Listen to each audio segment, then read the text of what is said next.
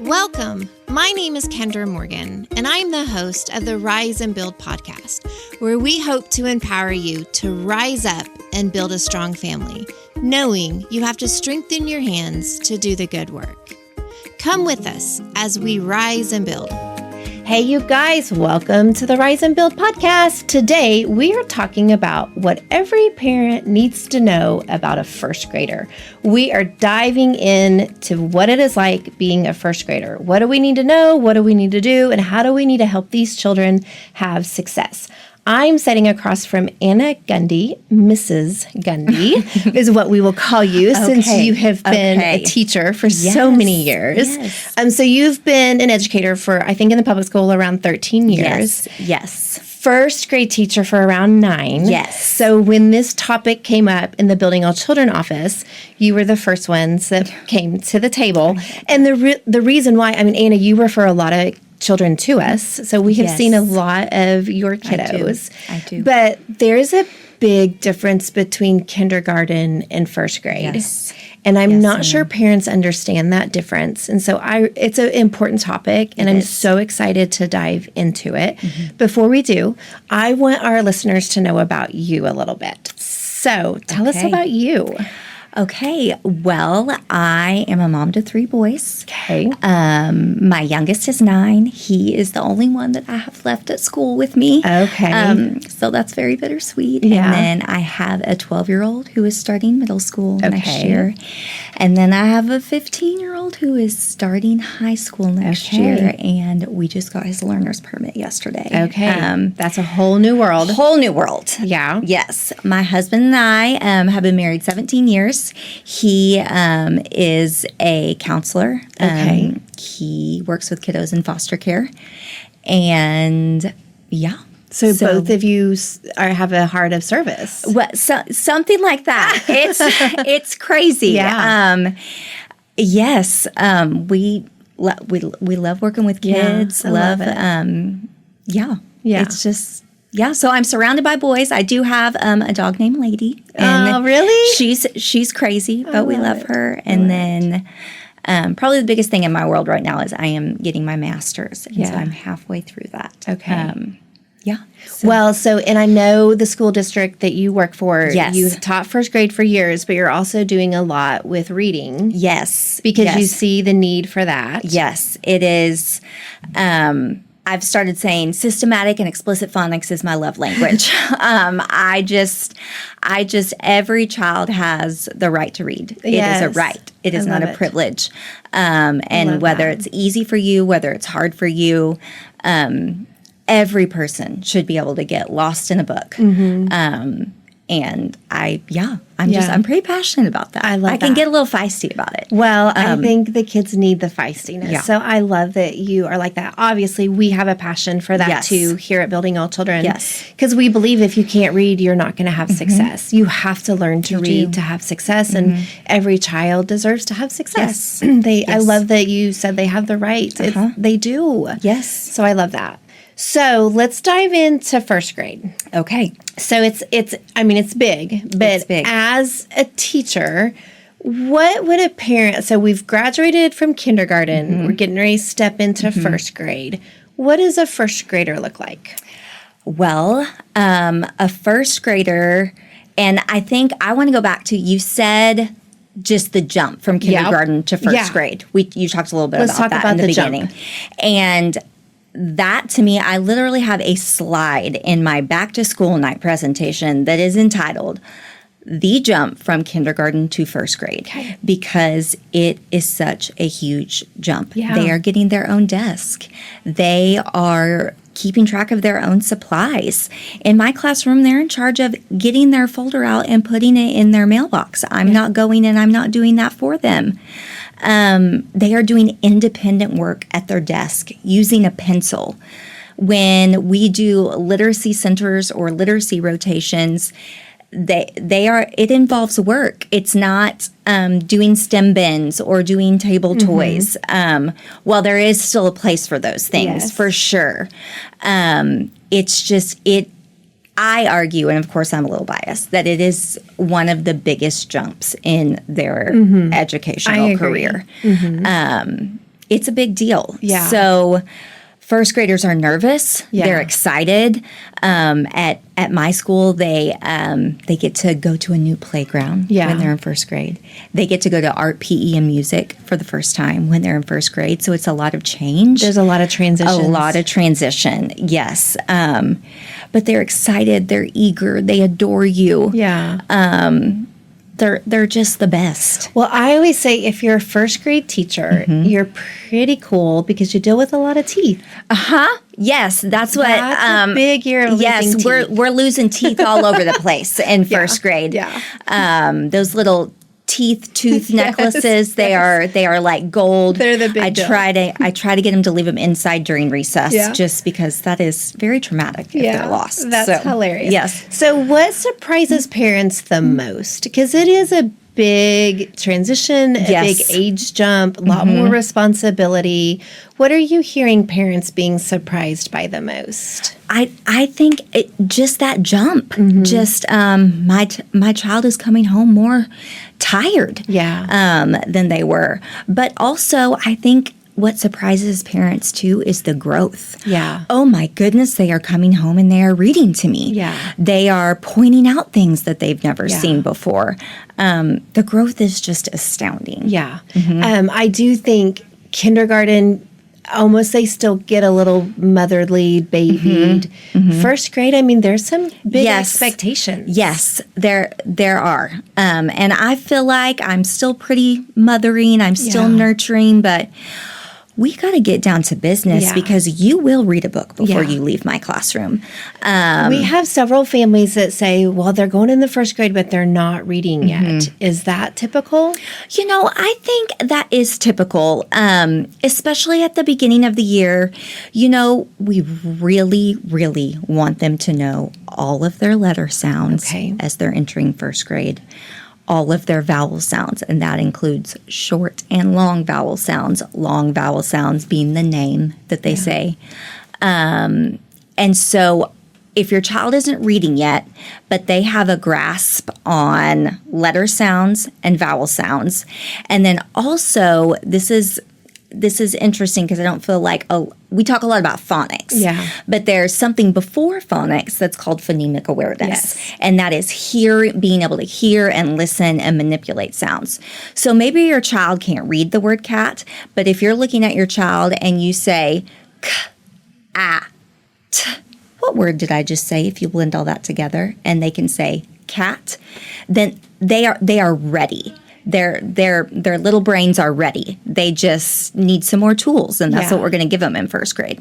I love it. So that's some academic piece, especially the reading. What else academically should a first grader be practicing? So by the end of the year, we want them to be really into first grade. We want them to be fluent in their addition and subtraction facts from 1 to 20. Okay. So obviously, that's at the end of the year, so we're going to back it up. So, I mean, if they come in with a pretty good grasp on those addition and subtraction facts from 1 to 5, then that's awesome. Okay. Definitely, you're ending kindergarten by being able to count and identify numbers to 20. You need to be able to do that at the beginning of first grade. By the end of first grade, we're wanting you to count and write to 100. Okay. So that's a little bit about math. As far as writing, we're really going to start harping on using uppercase and lowercase letters correctly and spaces between our words. Okay. Pretty soon we'll transition into a sentence as a complete thought. We start with a capital letter, we have spaces between our words, and we have a period at the end. Okay. Behavior, I would just say being able to follow routines and procedures. That's the thing, is following order. It is. Just, can your child follow 2 to 3 step directions? I want you to go upstairs, brush your teeth, get on your pajamas, and wait for me in bed with a book. Can your child do all 3 of those things without getting distracted? Because when they walk in the classroom, they're going to put their lunch pail outside the classroom. They're going to walk in. They're going to put up their backpack. They're going to take out their folder, put it where it belongs.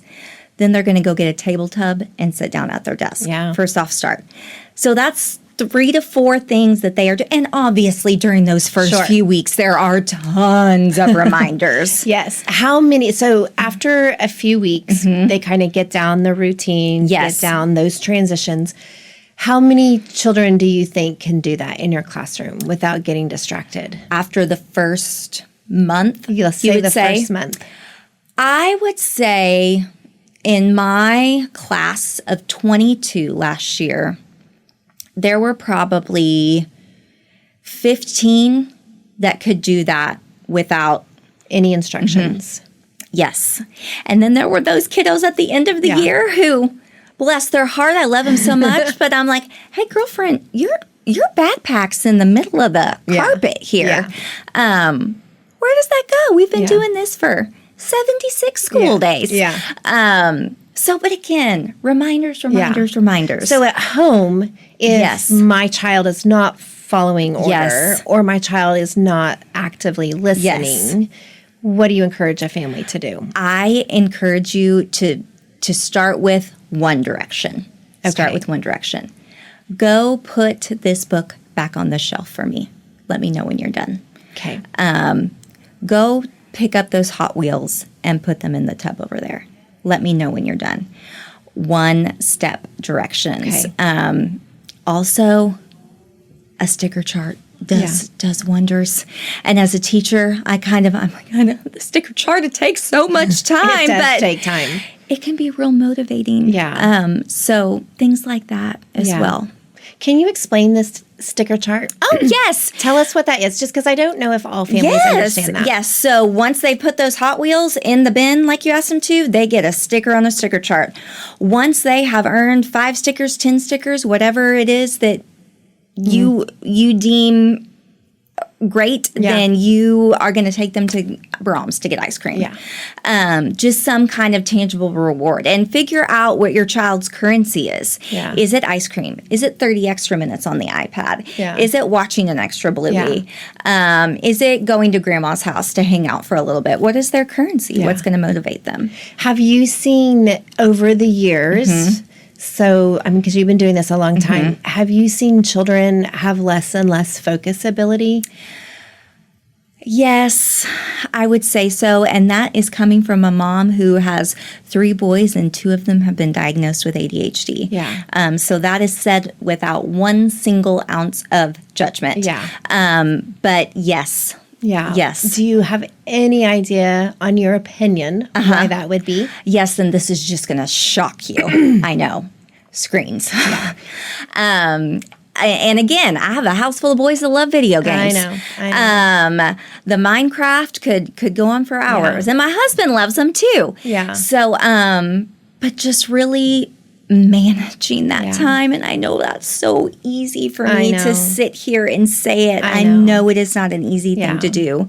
And then even in school, and my district requires 30 minutes a week of my first graders to be on our what we use for benchmark testing, to be on that tool. And then there's another tool that we use for math that there's a time requirement, and that just gets more as we go up. Yeah. So if they're having screen time at home, they're having it at school too. Yes. Yes. And I try so hard to minimize that in my classroom. Every day they're getting 15 minutes on, we use a Mira at my school, which is a benchmark assessment, but in between the benchmarks, they are playing games to help them to boost those skills. Yeah. So they get 15 minutes once a day on that, and then once a week, they'll get 15 minutes on our math benchmark. So I really do try to limit it in my classroom. Yeah. And I know that the other teachers do as well, because it is. I know. It's just a big, big thing, and it's also not going anywhere. Right. It's the world we live in. It is. So it's just balancing it. You can't just throw in the towel. They do need to know how to use it. They do. They do. Yeah, it's just having boundaries with it. It is. Right? It is. But it's also, we are seeing more and more children not knowing how to actively listen. Yes. And so I think what happens is when we get a down time or we get a minute, we get on our phones. Yes, we do. And I'm guilty of it. And Same. we scroll instead of having those conversations back and forth. And so then when they do go to school and they're expected to actively listen, we have to tell families all the time, it's a skill that has to be built. Yes. So how do you think families can build that skill? I think when you are talking to your kiddo, asking them to give you their eyes. Let's show them what active listening looks like. And that means that you are giving them your eyes as well. I think, looking at each other, there's nothing in our hands. We're not doing anything else when we're listening. Mom doesn't have her phone or my Kindle, as my children like to nag me about. You don't have anything in your hands. We are actively listening to each other. Yeah, I love it. Well, and we say, we tell families actively listening means they can repeat back what you said. Yes. But you can repeat back what they said. Yes, absolutely. And so it's a good practice kind of back and forth. Plus, then when you're standing in a classroom following order, there's a lot to that for a first grader. There is a lot. Yeah. When I am giving directions, a lot of times if we are doing something, if they're independently working, I will say, hands on top, everybody stop, and they put their hands on their head and they give me their eyes because I want to know that I have their full attention. I love it. What about anxiety? Are you seeing first graders have anxiety? Yes, ma'am. They seem so young and so little, but man, we're getting a lot of it. They do. What can we do as parents to lower that anxiety? I think being really careful about the pressures that you're putting on your kiddos. Again, I know that's easier said than done, but I just think about the words that you are using when you are speaking to your child about things that they may be struggling with. Letting them know that mistakes are okay. Yeah. I would say that's one of the biggest things I have seen in the classroom, with writing especially, or drawing even, illustrating pictures. We start off at our school with a big illustration unit, which is so fun, but they want perfection. Yeah. And it's just not going to happen. Yeah, they're not able to do that. Yes, neither am I. None of us are. But being able to take a deep breath and self-regulate. Yeah. That is a big thing. Self-regulation.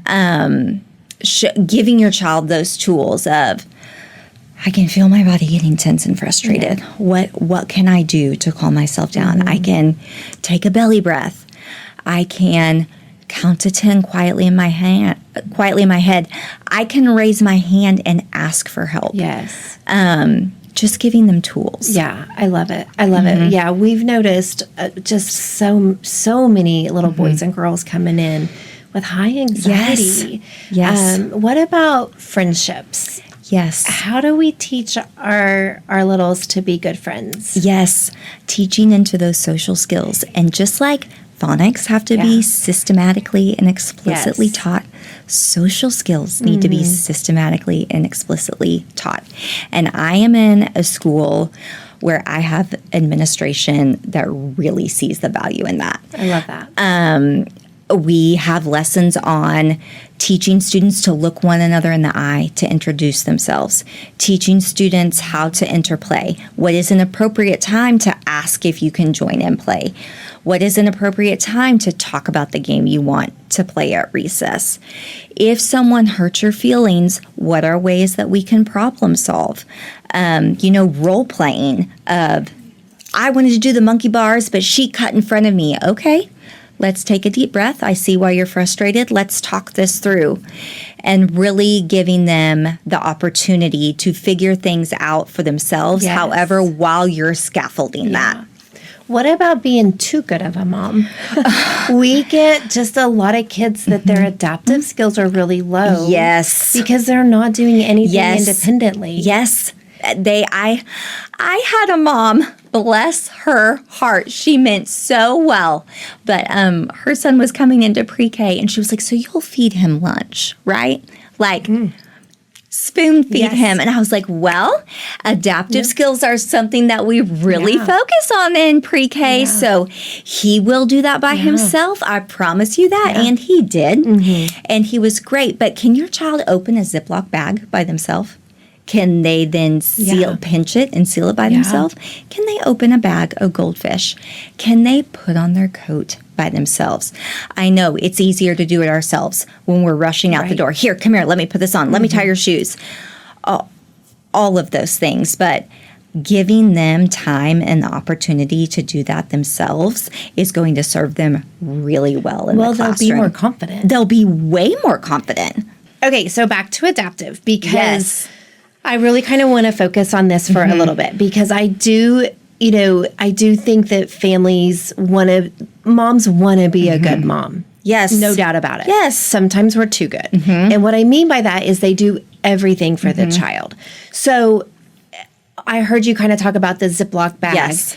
It's a good idea to have them help you pack their lunch. Yes. See if they can zip their lunchbox. Yes. And if they can open it, practice those things. Get the backpack early. Make sure they can carry it themselves and they can lift it up and hang it up. And what can we do to build some adaptive? Because if they come into first grade with some of those skills, they will be more confident. They will be more confident and they will be more successful.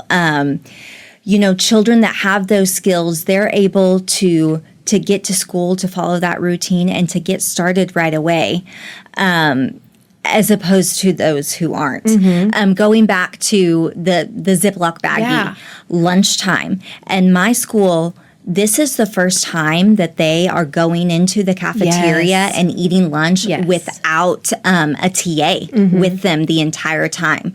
So there are 3 or 4 adults in there supervising, 130 first graders. Yes. And there's routine and procedure that is built into all of this, but you need to be able to go in, to unzip your lunchbox, to open your food, and to get started eating. You have 20 minutes, which is not a lot of time, but it is enough time if you get down to business and do what you're supposed to be doing. So having those cafeteria skills, especially since there's not that TA that is assigned to their class, is huge. Okay. Let's talk about after school. Yes. Because I feel like if families can establish an after school routine, they have way more success. Yes. So you're a mom of 3. Yes. So you've been there, you've done that. As a teacher, the folder you send home, you really want it to be pulled out. Yes. You want the homework to be done. You want the letters to be read.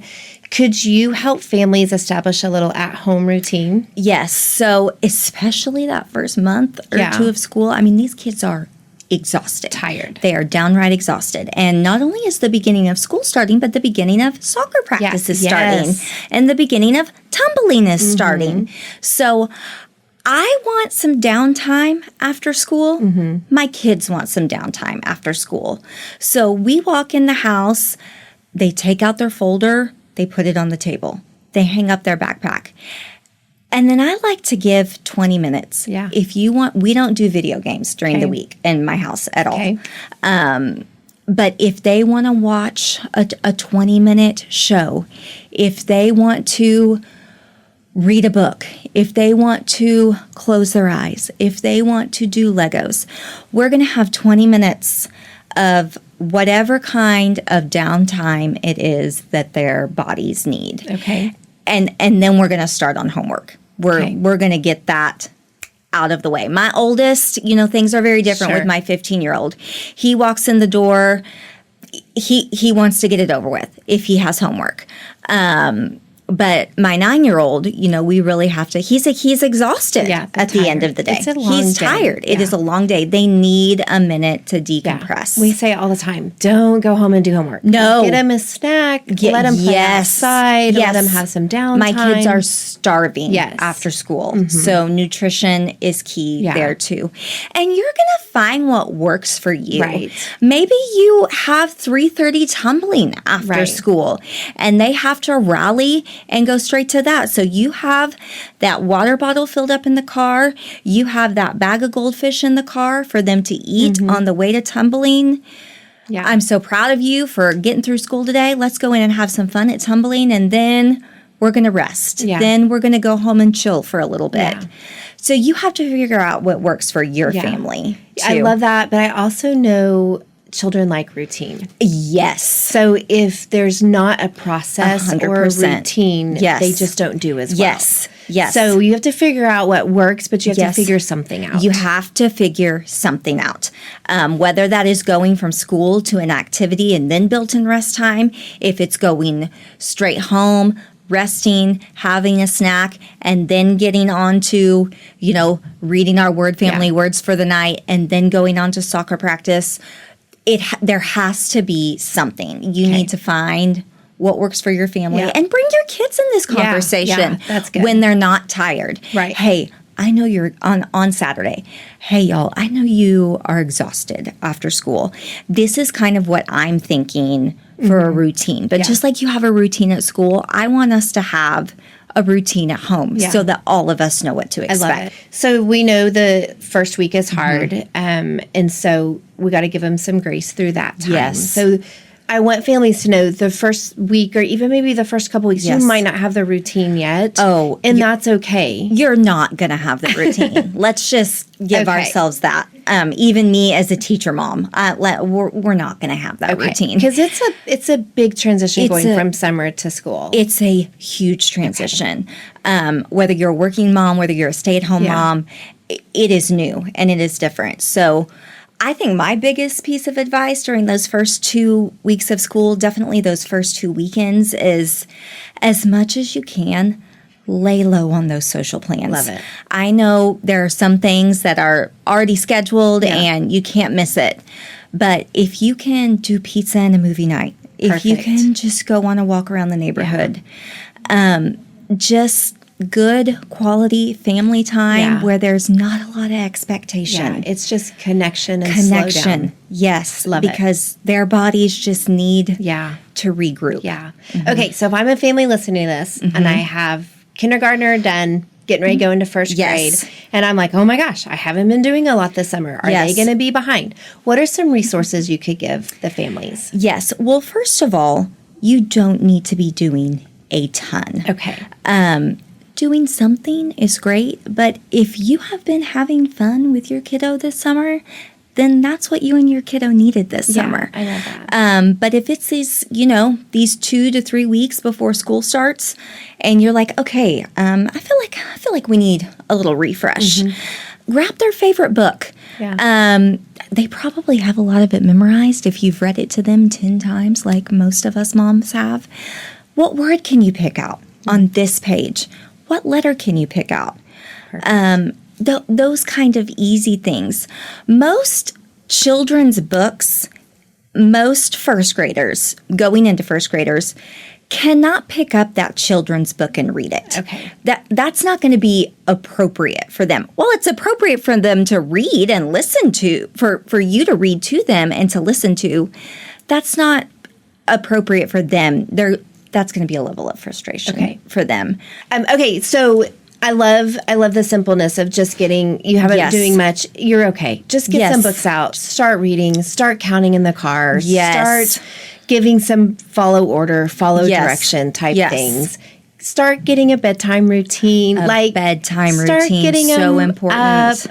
What other resources as an educator would you want us to share with family? We have some show notes we can put in there. Okay. So what resources would you want to just provide for families? Yes. So 2 things off the top of my head. I took a class this summer, and I actually, with the help of a partner, another teacher, created a family literacy presentation. And it has from pre-K through 2nd grade, just very practical, at-home things that you can do. There's links to resources. I love it. I'm very proud of it. You should be. That's great. Really is a plethora of knowledge. Okay. And you're willing to share that.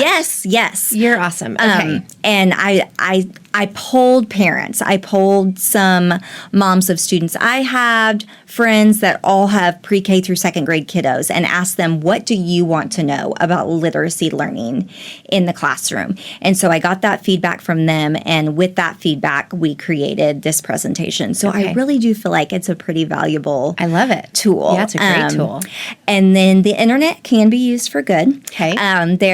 There's a couple people that I follow at Phonics with Follis is one, and she is just a wealth of knowledge when it comes to phonics instruction. And then there's another follow, Principal Parents. And one of my favorite things from her is you can go and click and download.